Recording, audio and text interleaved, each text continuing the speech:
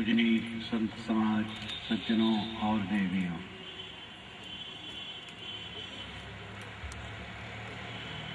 हमारा बचपना सरल होता है लेकिन बोध नहीं होता। बच्चा किसी बात को लेकर के मचल जाता है,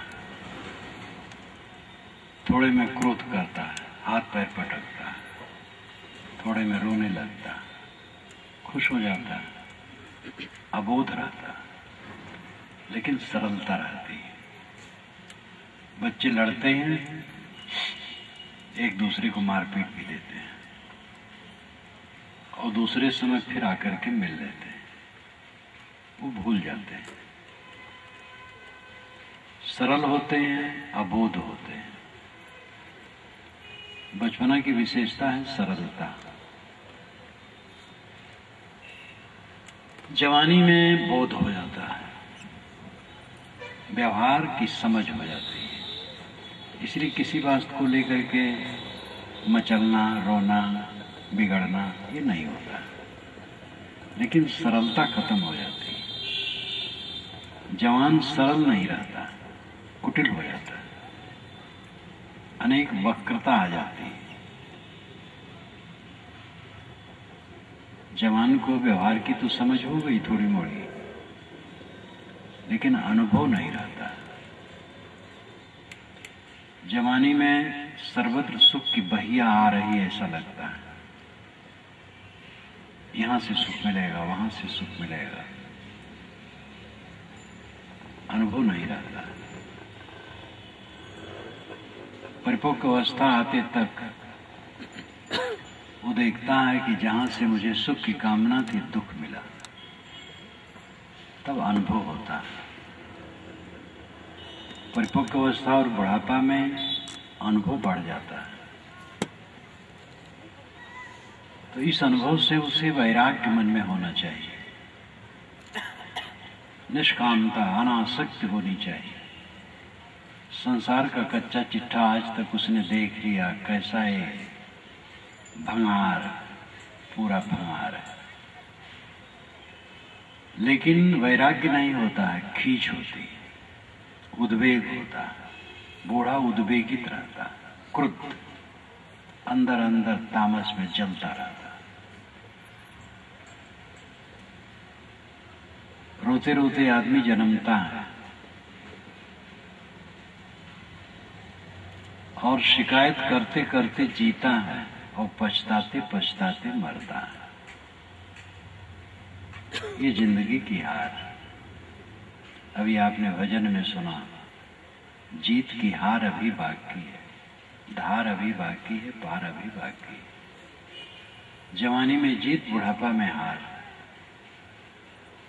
जवानी में कमाते हैं, बच्चों पर शासन है, जहां रहते हैं जरा सन्न फन से रहते हैं। बुढ़ापा में पहुंचे, कमाना भी बंद हुआ, एक किनारे बैठ गए, घर का मालिक बच्चा हो गया। अब सब समय सब में त्रुटि दिखाई देती, बच्चा कहे में नहीं, बहू बढ़िया भोजन नहीं बनाती, बाहर के लोग भी मेरे ऊपर ध्यान नहीं देते। जब बाहर के लोग आते हैं तो बच्चे से मिलना चाहते हैं, उनसे नहीं मिलना चाहते क्योंकि उनकी जिम्मेदारी नहीं है, स्वाभाविक है। तो उनको खटकता है, अरे मैंने ही घर बनवाया, मैंने बच्चे पैदा किया, मैंने सब कुछ पढ़ाया लिखाया बढ़ाया, अब मुझे लोग पूछ नहीं रहे, क्योंकि समझ नहीं। आदमी जीवन भर दुख का अनुभव करता है। जवानी में हविस, तृष्णा और वो असंतोष का दुख, बुढ़ापा में शिकायत, पूरा जीवन दुख से भरा रहता है। मनुष्य का जलता रहता है। जवानी में तमाम कामनाओं में जलता है, बुढ़ापा में शिकायत में जलता है। दुख से भरा जीवन, इस दुख से पार होना जीवन का मतलब है। जैसे कोई बिस्तर बिछाते बिछाते सुबह कर दे और बिस्तर पर लेट न सके।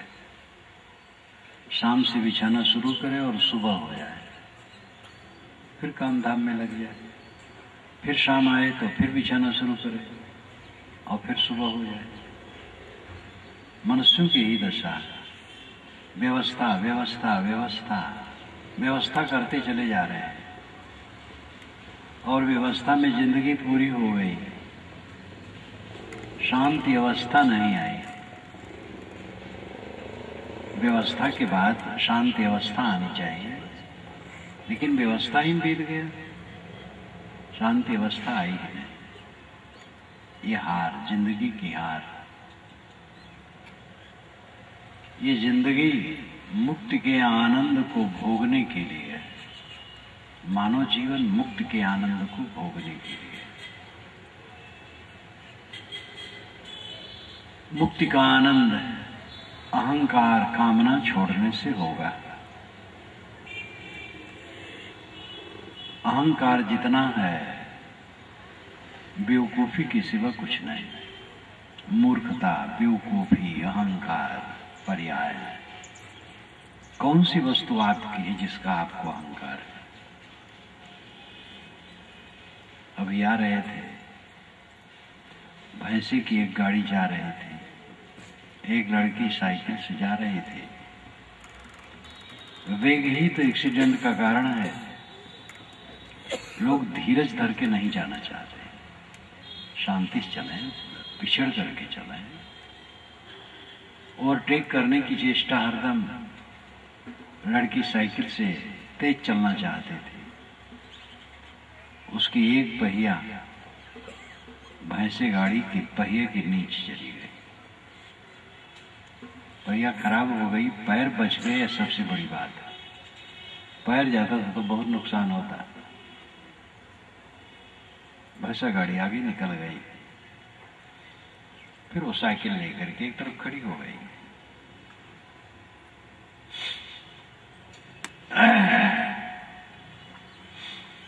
अगर पैर चला जाता उसमें तो अब तक तो हॉस्पिटल में होती। सब जगह खतरा है, लेकिन खतरा को लेकर के लोग घर में तो नहीं बैठे रहेंगे।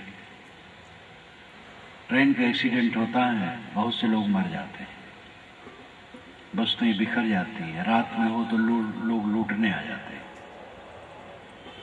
जो बचे रहते हैं स्टेशन मास्टर के पास जम करके कहते हैं हमारे लिए दूसरी गाड़ी का प्रबंध कीजिए, जल्दी से जल्दी।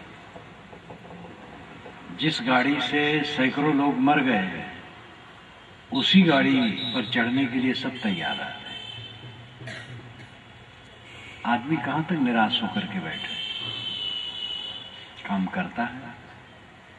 एक्सीडेंट ज्यादा सड़क पर नहीं होता है, बिस्तर पर होता है।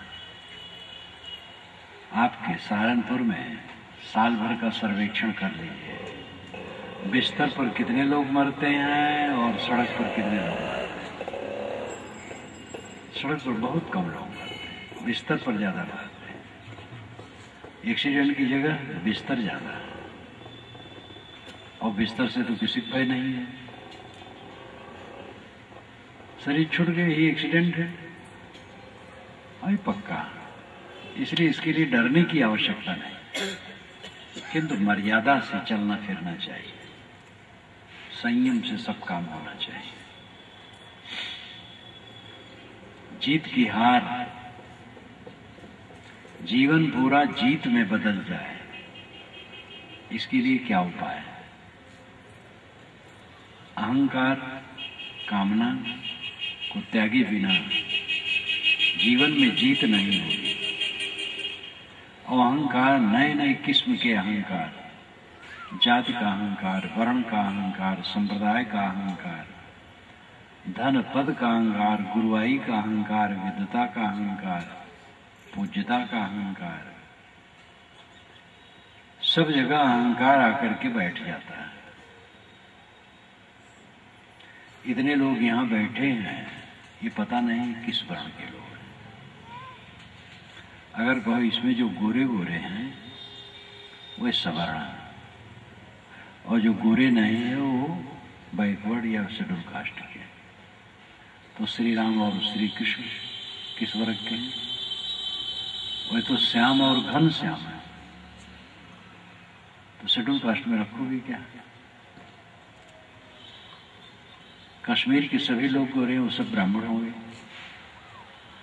और मद्रास के सब लोग प्राय काले हैं, तो वो सब शूद्र होंगे। काला शूद्र, गोरा ब्राह्मण, ये परिभाषा किया जाए तो इंग्लैंड, अमेरिका इत्यादि के लोग सब ब्राह्मण हैं, और उसके अपेक्षा भारत के लोग तो काले ही हैं, तो सब शूद्र हैं। काले गोरे से कोई मतलब नहीं होता, ये तो जलवायु के कारण होता है। ब्राह्मण और शूद्र शब्द ही बेकार है, मनुष्य मनुष्य बस। अगर ब्राह्मण कहा जाए तो आत्मज्ञानी ब्राह्मण है। ब्रह्म अग्नि को कहा गया था। वेद शुरू होता है अग्नि से, अग्नि मेले पुरोहितम यज्ञ से। अग्नि को ब्रह्म कहा, और अग्नि में हवन करने वाले को ब्राह्मण कहा, और जिस वेद मंत्र से हवन किया जाए उच्चारण करके, उस वेद मंत्र को भी ब्रह्म कहा। आगे चल करके आत्मा को ब्रह्म कहा, और वो स्थिर हो गया। आत्मा ब्रह्म, ब्रह्म नाम बड़ा, बृहत्वाद ब्रह्म। बृहत होने से ब्रह्म है, बड़ा कौन है? आत्मा। ज्ञान विज्ञान का स्रोत आत्मा है, जीव है, चेतन है। सबका शरीर मिट्टी का है, और सबका आत्मा शुद्ध चेतन है। शरीर शूद्र है, आत्मा ब्राह्मण है, सभी ब्राह्मण शूद्र हैं। जितना कोई शरीर परस्त हो शूद्र है, आत्म परस्त हो ब्राह्मण है। देह इंद्रिय का जितना गुलाम हो शूद्र है, और आत्मज्ञान में रमता हो ब्राह्मण है। ये तत्व विवेक है। जात पात की भावना हमारे भारतवर्ष में बहुत ज्यादा है, और जाति का अर्थ होता है पैदा होना। जिनकी पैदाइश एक है उनकी जाति, जिनकी पैदाइश भिन्न है उनकी जाति भिन्न है। बकरी से और सूअर से बच्चे नहीं होते, इसलिए दोनों की जातियां अलग है। गाय से और ऊंट से बच्चे नहीं होते, इसलिए उनकी जातियां अलग है। किंतु इस भूमंडल के किसी कोने के नर और किसी कोने की नारी से बच्चे होते हैं, इसलिए मनुष्य में दो जाति नहीं, मनुष्य की एक जाति। कर्म से, शुद्धता से आदमी उच्च होता है, गंदे कर्म और अशुद्धता से आदमी नीच होता है। नीच का मतलब ये है अपवित्र होना, दुखी होना, पीड़ित होना, संतापित होना। जन्म से कोई ऊंच नीच नहीं है। कबीर साहब ने इस पर कड़ी फटकार दी। एक त्वचा हाड़ मलमूत्रा, एक उथरी अगूदा, एक बूंद से सृष्टि रची है, को ब्राह्मण को शूद्रा। रजोगुण ब्रह्मा, तमोगुण शंकर, सतोगुणी हरि होई। कहें कबीर राम रम रही है, हिंदू तुर्क न कोई हिंदू मुसलमान नहीं, कोई ब्राह्मण शूद्र नहीं, राम में रमो।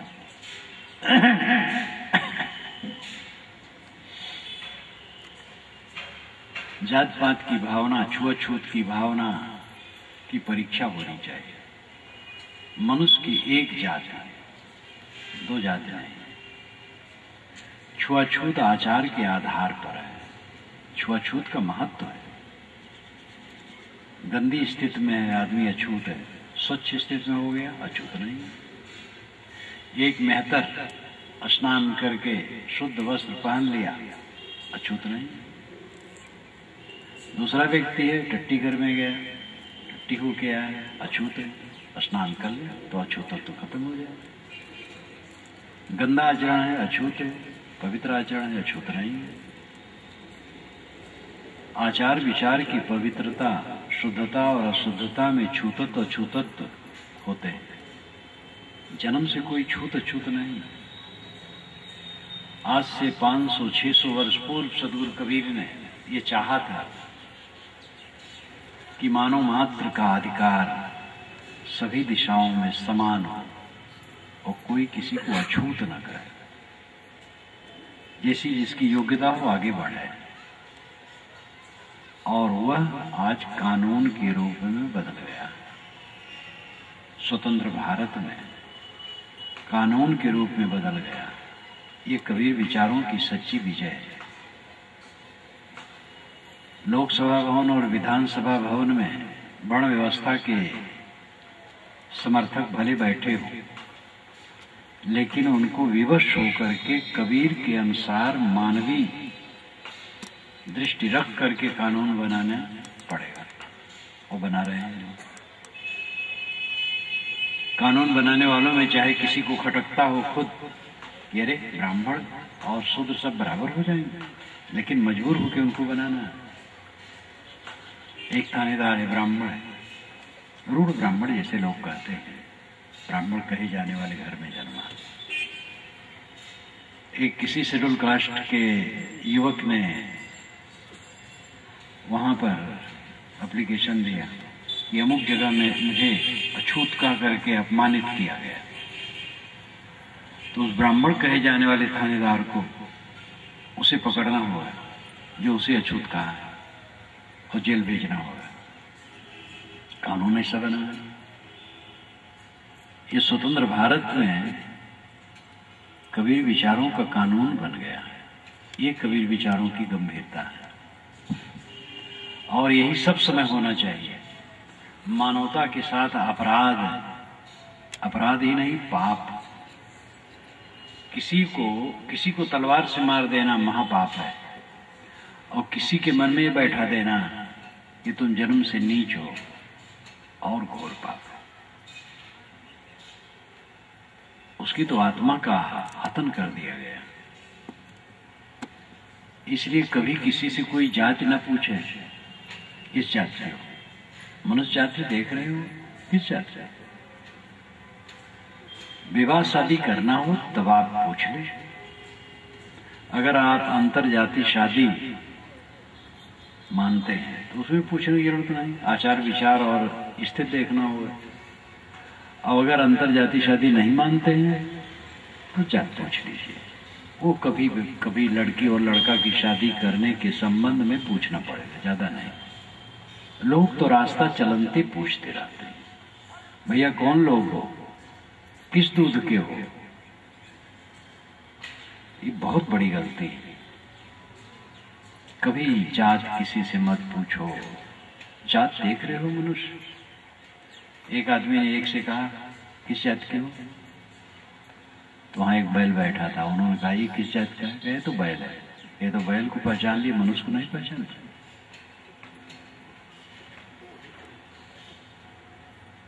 मनुष्य की एक जाति है, दो जाति का। किसी को अछूत मत कहो, भेदभाव की भावना छोड़ो।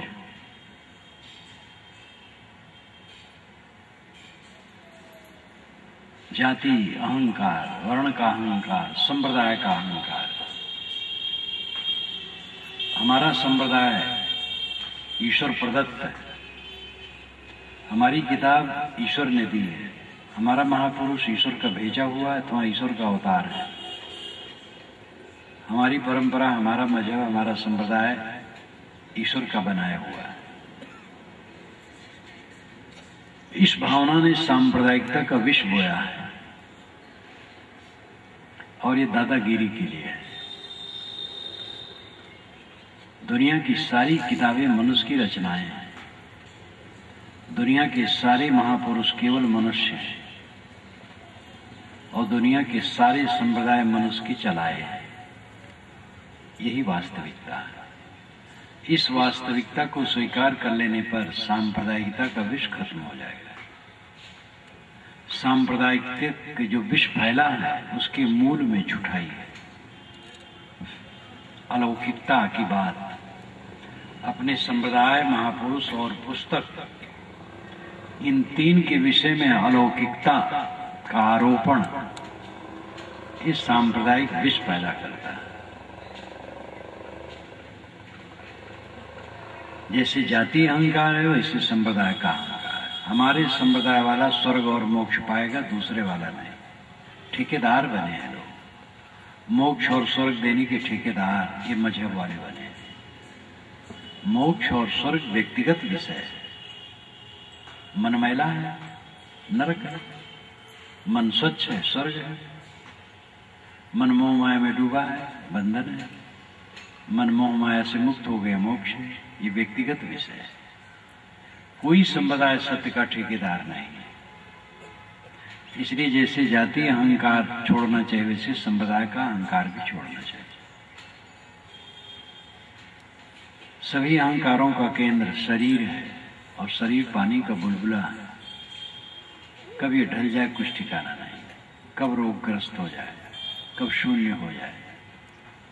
पद प्रतिष्ठा, धन दौलत, विद्या, अधिकार सब कुछ नाशवान। बड़े बड़े विद्वान विस्मृत में चले जाते हैं। महापंडित राहुल सांकृत्यायन 33 भाषाओं का ज्ञाता और कई भाषाओं में तो निष्णात,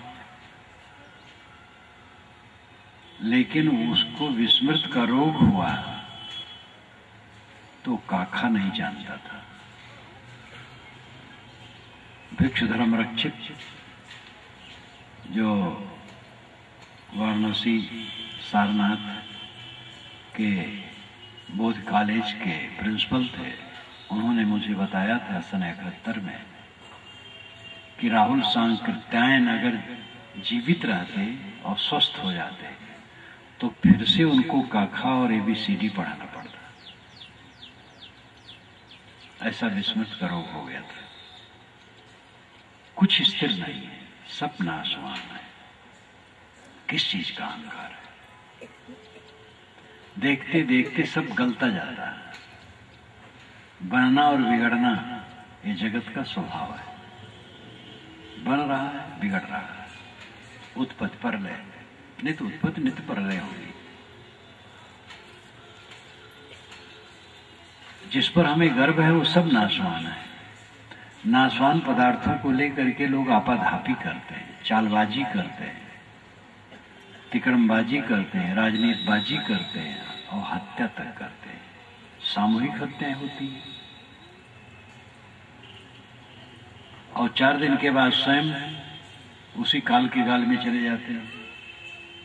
माया करक कदीम है, कुकुर मिले लक्कोट, दावा करी करी पचमुए, अंध चले सब छोड़।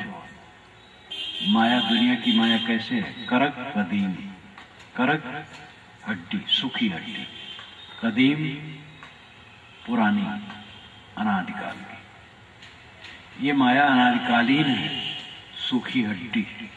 कुकुर मिले लखकोट, लाखों करोड़ कुकुर मिले और उस हड्डी को नोच रहे हैं और दावा कर कर पच मर रहे हैं और अंत चले सब छोड़। अंत में सब छोड़ के चल देते हैं। जिस जमीन मकान पद प्रतिष्ठा के लिए लड़ाई करते हैं वो जमीन मकान पद प्रतिष्ठा छोड़ करके चल देते हैं। कुत्तों को देखो, मैं बचपन में देखा हूं। जहां मेरा शरीर जन्मा था, गांव के बाहर एक बड़ा मैदान था। उस मैदान के एक किनारे गांव के मरे हुए पशुओं को लोग लाते थे और वहां चाम और मांस निकाल करके हड्डी छोड़ देते थे। जब काफी हड्डी हो जाती थी तो वो बेच लेते थे, जो पेशे वाले थे।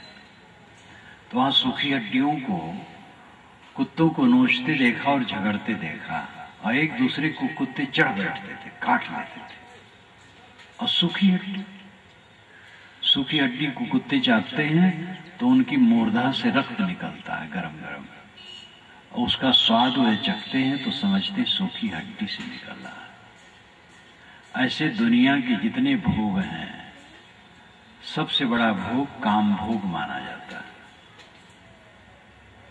जो बिल्कुल सूखी हड्डी अपना ही शक्ति क्षय करके आनंद की कल्पना। सुख किसमें है? एक आदमी शांत बैठा है,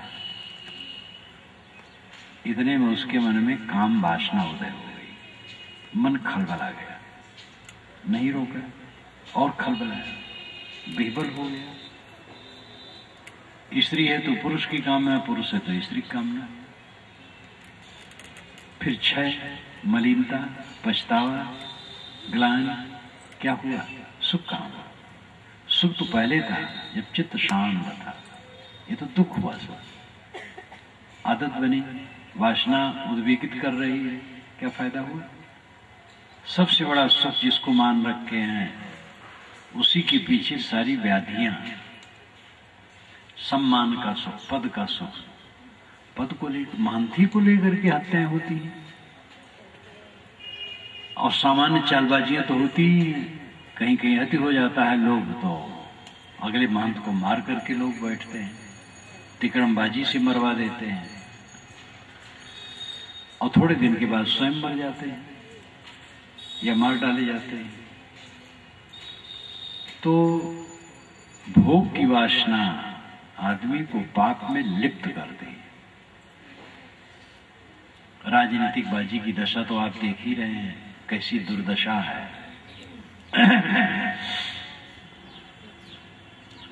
राजनेता लोग भी धर्म का काम करने के लिए अधिकारी हैं, वही भी महापुरुषों को मान सकते हैं।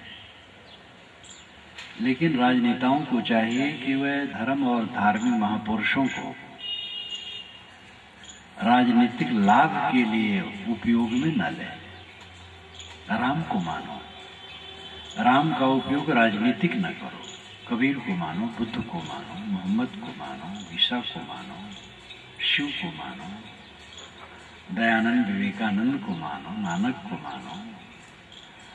नाम कहां तक लिया जाए?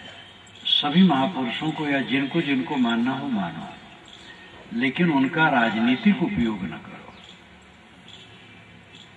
राजनीतिक उपयोग लोग करते हैं, धोखा देते हैं। तो सब तरफ ये भोगों की वासना ने आपाधापी पैदा की, इसमें सब जीव जल रहे हैं रात दिन।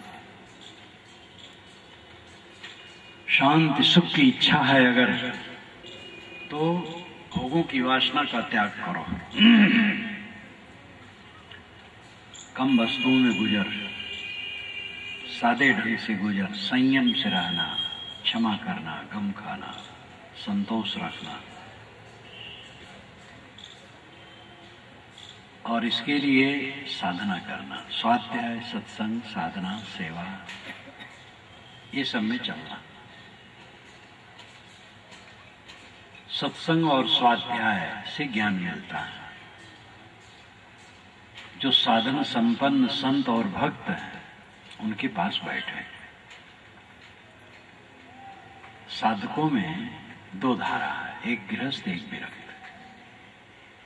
विरक्त आगे है, गृहस्थ पीछे है, लेकिन लेवल एक है, सड़क का लेवल एक है। दोनों उस मार्ग में चल रहे हैं। जो साधना में चलता हो, बोध विचार में चलता हो, ऐसे संतों और भक्तों की संगत करो और उनसे विचारों की प्रेरणा लो। दूसरा आधार सदग्रंथ है, ज्ञान के ग्रंथ। ज्ञान के ग्रंथ रखो, उसका पठन पाठन करो। आजकल विज्ञान ने सुविधा दे दी है, प्रवचनों की रिकॉर्डिंग चलती है और घर में लगा दो, सब सुनते रहें। ये भी सत्संग है। तो ये ज्ञान की खुराक के लिए श्रवण और पठन, ये दोनों की जरूरत है। इसके साथ साथ रोज चिंतन और ध्यान। चिंतन का अर्थ है वास्तविकता का विवेक करना। एक मनोविलास, एक चिंतन, दोनों बड़ा फर्क है। एक बूढ़ा आदमी कल्पना करता है मैं 22 वर्ष का जवान हूं, झोपड़ी में और महल की कल्पना करता है। ये मनोविलास है, ये नरक है। चिंतन का अर्थ है जो जैसे उसको वैसे देखना। शरीर हड्डी का ढांचा, चाम का थैला, मरवांश का पिंड है, जड़ है। आत्मा शुद्ध चेतन है, मैं शुद्ध चेतन हूं, शरीर नहीं हूं। सब चीजें परिवर्तनशील हैं, जीव के साथ कुछ रहने वाली नहीं है।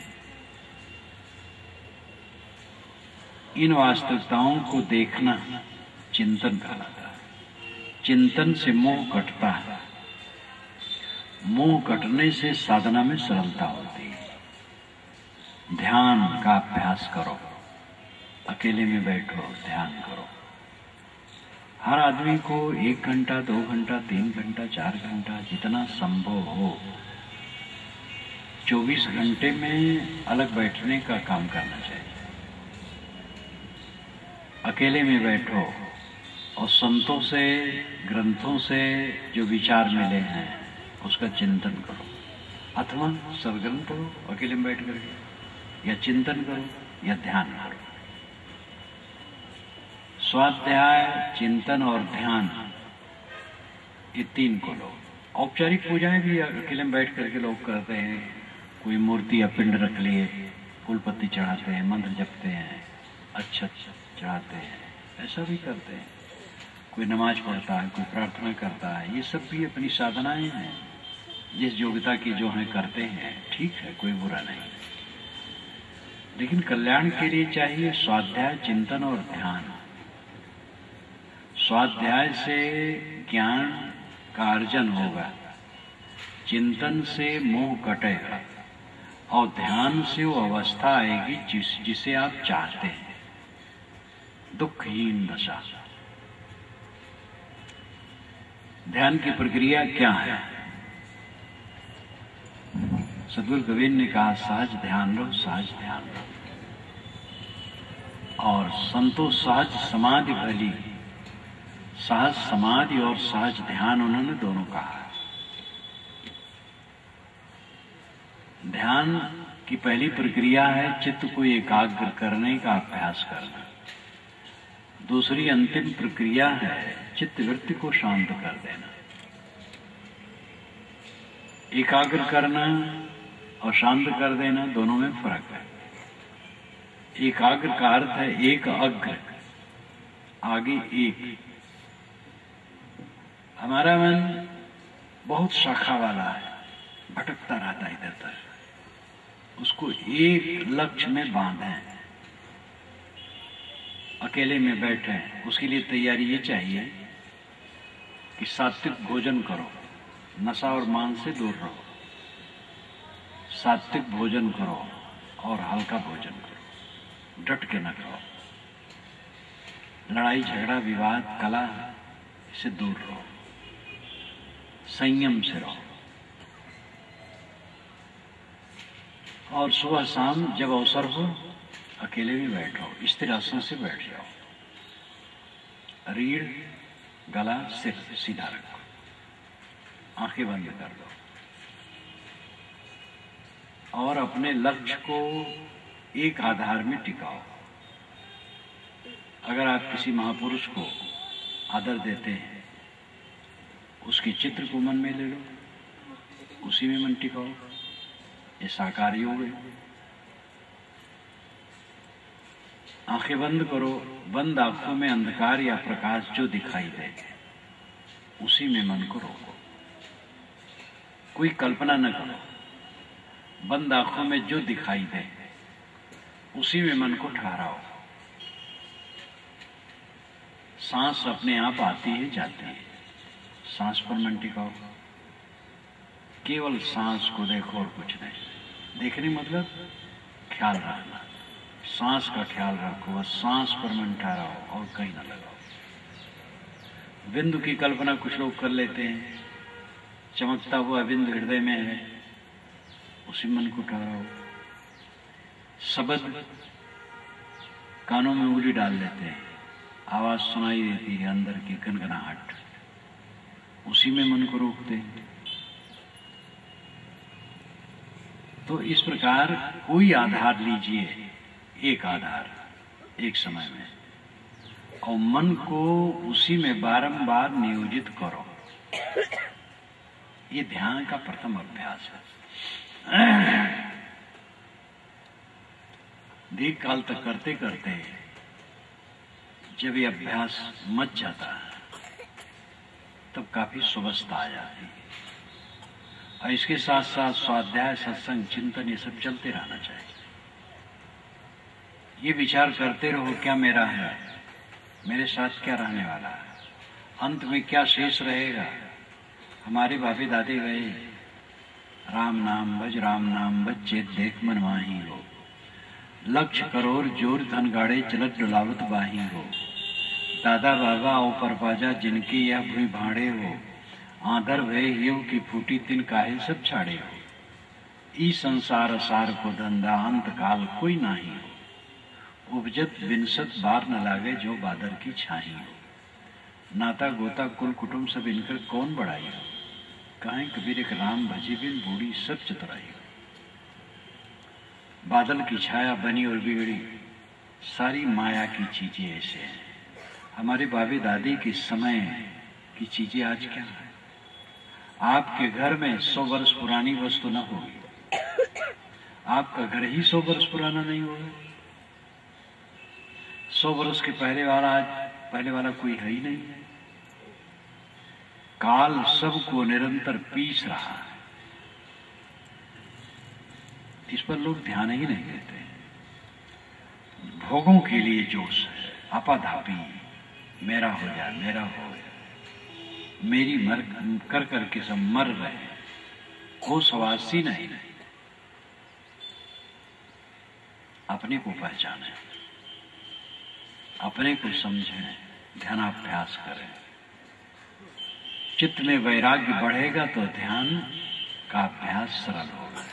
मैंने कल ही कहा था कि वैराग शब्द से आप घबराएं नहीं, और वैराग का अर्थ घर छोड़ना और कपड़ा बदलना नहीं।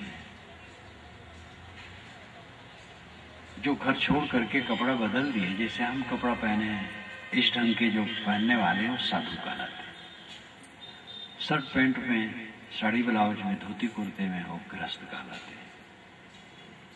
दोनों को वैराग की जरूरत है। मन जितना अनासक्त होगा उतनी शांति पाओगे, जितना आसक्त रहेगा उतना जलोगे। गृहस्थ विरक्त किसी के लिए प्रकृति की तरफ से क्षमा नहीं है, सबको फल भोग बराबर है। निर्मोहता वैराग्य, अनासक्ति वैराग्य। सारी साधनाओं की रीढ़ है अनासक्ति। सगुण उपासना, निर्गुण उपासना, साकार उपासना, निराकार उपासना, आर्य उपासना, सामी उपासना, कोई उपासना, सब में अनासक्ति रीढ़ है। चित्त अनासक्त होगा जब, तब साधना में प्रवेश होगा। हजरत मोहम्मद ने भी हदीस में कहा है, जो दुनिया से उदास रहता हो और कम बोलता हो, उसके पास बैठो तो तुम्हें आत्मिक रोशनी मिलेगी। प्रचारकों से, अपने प्रचारकों से कहते थे, देखो सुख में फंसना नहीं तो तुम धर्म प्रचार नहीं कर पाओगे। सुख में फंसना नहीं।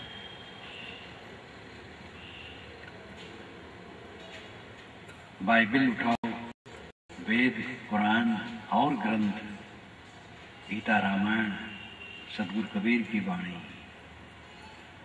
नानक साहब की वाणी, दरिया साहब की वाणी, गरीब साहब की वाणी, गोस्वामी जी की वाणी, कोई वाणी उठाओ। अनासक्ति पर जोर हर जगह है। लोग कहते वेदों में वैराग नहीं।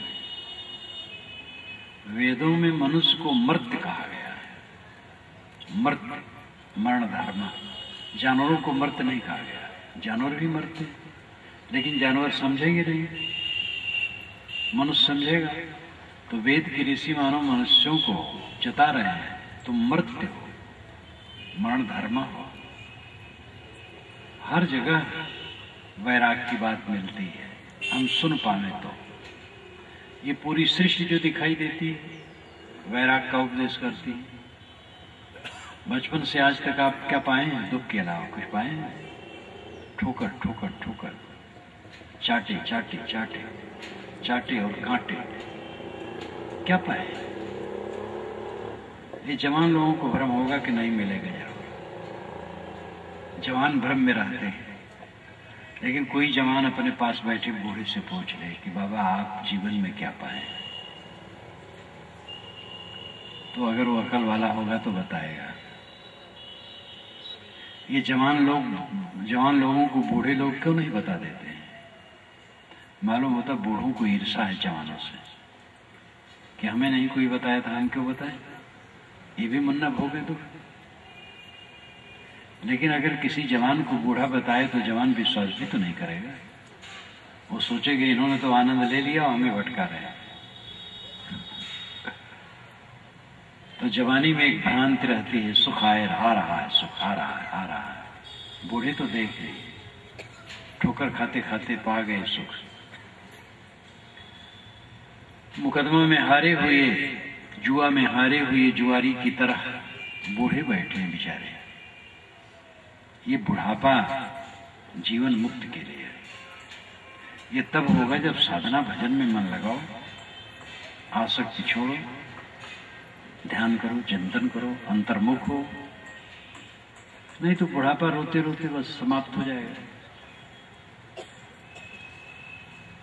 हमारे शरीर के अंगों को, बालों को प्रकृति पकाती है, लेकिन हमारे मन को नहीं पकाती। हमारे काले बाल उजले हो जाते हैं, चिकना चाम सिकन से भरा हो जाता है, अंग ढीले हो जाते हैं, सब जितने अंग सब ढीले ढाले और विद्रूप हो जाते हैं। प्रकृति शरीर को, बालों को, सबको पकाती है, मन को नहीं पकाती। मन को पकाने के लिए आपको स्वयं भक्ति, साधना, ज्ञान, वैराग्य में चलना होगा। मन पके तब अमृत है। कच्चे फल, कच्चे आम खट्टे होते हैं, चिकने तो होते हैं लेकिन खट्टे होते हैं। पके आम में सिकन भले हो लेकिन मीठे होते हैं। जवान देखने में सुंदर भले लगे लेकिन एक कच्चे होते हैं, और बूढ़े देखने में सुंदर न लगे लेकिन वो पके होते हैं। किंतु बूढ़ा पका हुआ है जो मीठा, प्रायः बूढ़े खट्टे होते हैं।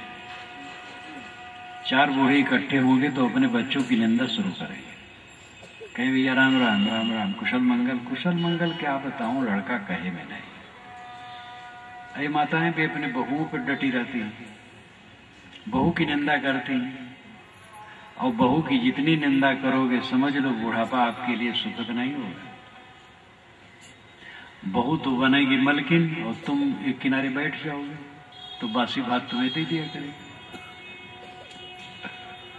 लेकिन अगर अपने सास को कोई बासी भात देगी तो उसे भी बासी भात मिलेगी जब वो बुरी होगी तो। इसलिए ऐसा नहीं करना।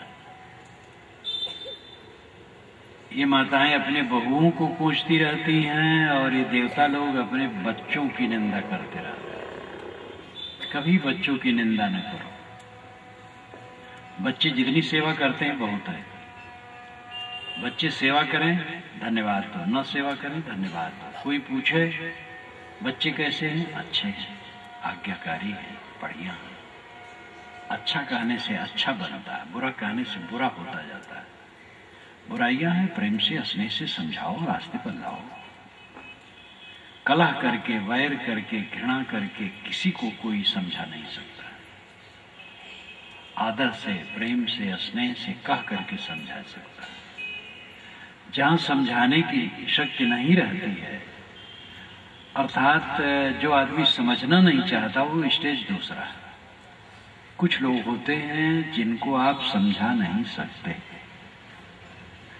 वे बड़े शूरवीर और बड़े ऊंचे होते हैं, तो उनसे क्षमा मांग लो, गम खा लो, हट जाओ।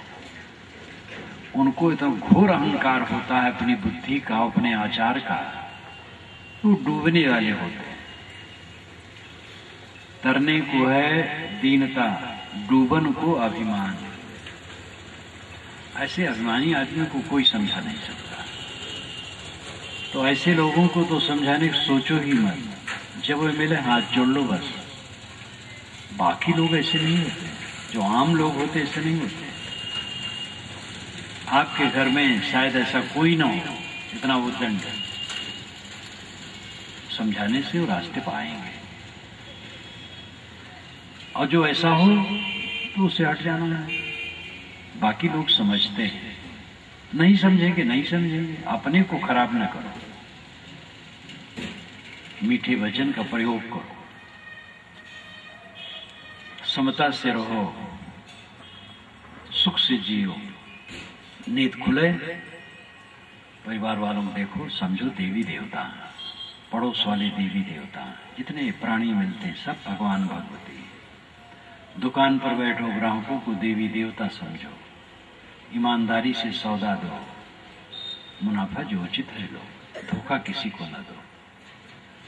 अपने क्षेत्र में सब जगह इन प्राणियों को भगवान भगवती समझो, चित्त मक्खन बना लो। जीवन में स्वर्ग और मोक्ष दोनों का आनंद लो।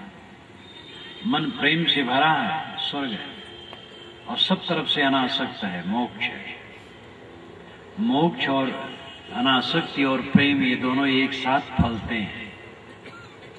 जैसे सिक्के के दो पहलू होते हैं, वैसे ये दो पहलू अनासक्ति और प्रेम दो पहलू हैं। आप कहेंगे हम प्रेम करेंगे तो तुम मोहग्रस्त हो जाएंगे, और मोहग्रस्त हो गए तो बंधन में हो गए। आप मोह को प्रेम मान लेते ही गलत है। मोह प्रेम नहीं है। अमुक लड़के और लड़की से प्रेम हो गया, लोग कहते, प्रेम नहीं हो गया, मोह हो गया। तो प्रेम और मोह में फर्क है। लड़की से लड़का का प्रेम हो गया नहीं, मोह हो गया। प्रेम में देने की इच्छा होती, लेने की नहीं। जीवन हमारा प्रेम से पूर्ण होगा तो अनासक्त होगा।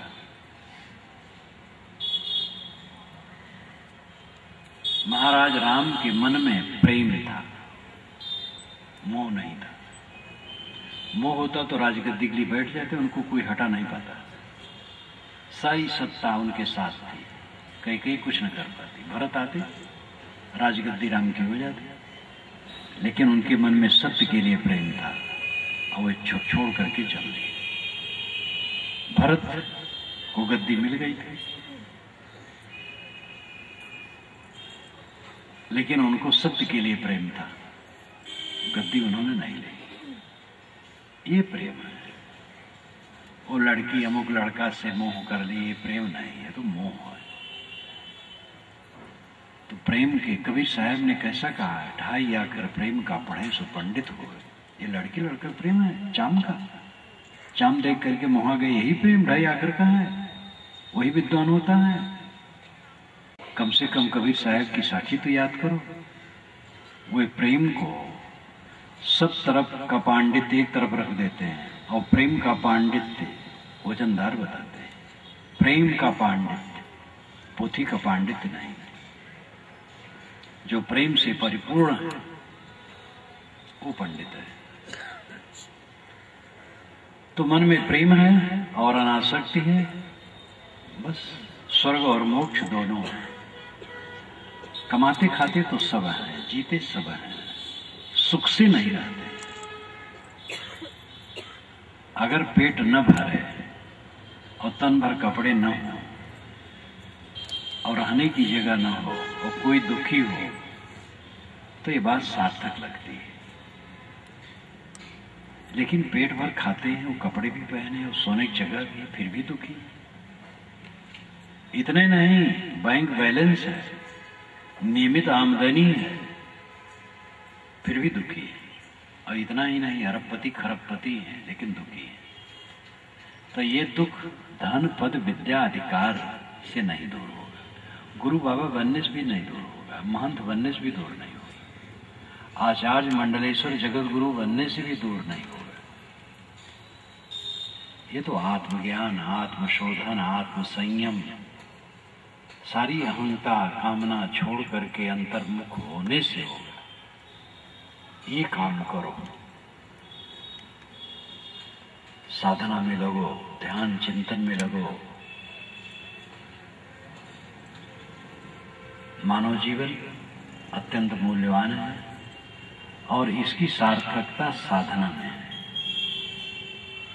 सेवा भक्ति शुरुआत है, ज्ञान वैराग्य अंतिम फल है, और सेवा भक्ति जीवन भर जरूरी है। ज्ञान वैराग्य में कोई आगे बढ़ जाए और भक्ति कमजोर हो जाए तो ज्ञान वैराग्य ठंडा हो जाएगा।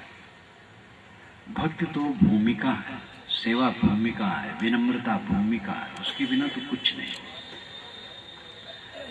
भक्ति ज्ञान वैराग्य कर्म वाले भी एक विवाद करके एक दूसरे को ऊंचा नीचा कहते हैं, ये गलत है। भक्त की आवश्यकता है, कर्म की आवश्यकता है, वैराग्य की आवश्यकता है, ज्ञान की आवश्यकता है। एक रोटी बनाने में ज्ञान चाहिए, कितना पानी आटा में डालें, कैसे गूंदें, कैसे सेकें, और कर्म चाहिए, सारी चीजों को लेकर के भोजन बनाने का काम संपादित करना। और भक्ति चाहिए, श्रद्धा से बनावे, नहीं तो अच्छा नहीं बनेगा। हर काम में ज्ञान भक्ति सब कुछ चाहिए।